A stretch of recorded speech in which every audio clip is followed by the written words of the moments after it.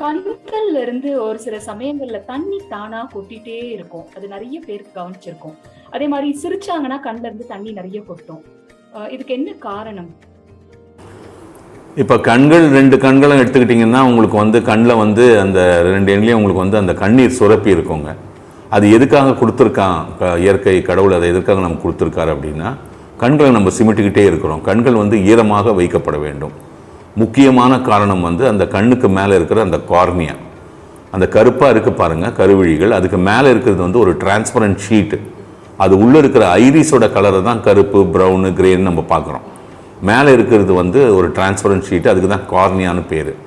அந்த கார்னியா வந்து ஒரு புரதசத்தினால் அமைக்கப்பட்டது, உருவாக்கப்பட்டது.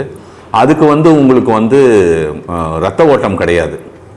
கார்னியாவுக்கு ரத்த ஓட்டம் இருந்ததுன்னா சிவப்பாயிடும், அது உங்களுக்கு வெளிச்சம் உள்ளே போக முடியாது.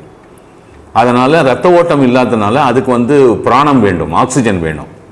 அந்த ஆக்சிஜனும் இந்த தண்ணி தான் கொடுக்குது. இது அப்பப்போ அந்த கண்ணு சிமிட்டுறதுனால அந்த ஈரத்தை நம்ம வந்து ஸ்ப்ரெட் பண்ணிக்கிறோம்.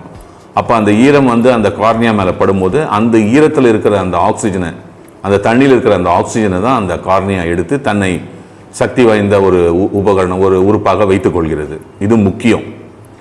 ரெண்டாவது வந்து கண்கள் வந்து லூப்ரிகண்ட்டாக இருக்கணும், அதாவது ஈரமாக இருக்கணும். அப்போ தான் கண் சிமிட்டும் போது உங்களுக்கு எரியாது, இல்லைனா எரிய ஆரம்பிச்சு விடும். இதெல்லாம் தான் அந்த கண்ணீர் சுரப்பிகளின் முக்கியத்துவம். இப்போ அந்த கண்ணீர் சுரப்பிகள் வந்து கண்ட்ரோல் இல்லாமல் நிறைய உங்களுக்கு கண்ணீரை வந்து உற்பத்தி பண்ண ஆரம்பிச்சதுன்னா உங்களுக்கு கண் வந்து குளமாகிவிடும். அப்போ நீங்கள் ஒரு மாதிரி சிரிக்கும் பொழுது உங்களுக்கு அது கொஞ்சம் ஆக்டிவேட் ஆகும்போது நிறைய கண்ணீர் சுரக்கும், அப்போ தண்ணி வரும். துக்கம் அடைஞ்சால் அது ஆக்டிவேட் ஆகும், அப்போ நம்ம அழும்போது தண்ணி வரும். இல்லை சில பேருக்கு வந்து அது கொஞ்சம் கண்ட்ரோல் இல்லாமல் அதிகமாக சுரந்துக்கிட்டே இருந்ததுன்னா கண்கள் வந்து கண்களில் அந்த நீர் வந்து வடிய ஆரம்பிக்கும். இதுதான் அதற்கு முக்கியமான காரணம். வணக்கம், நன்றி.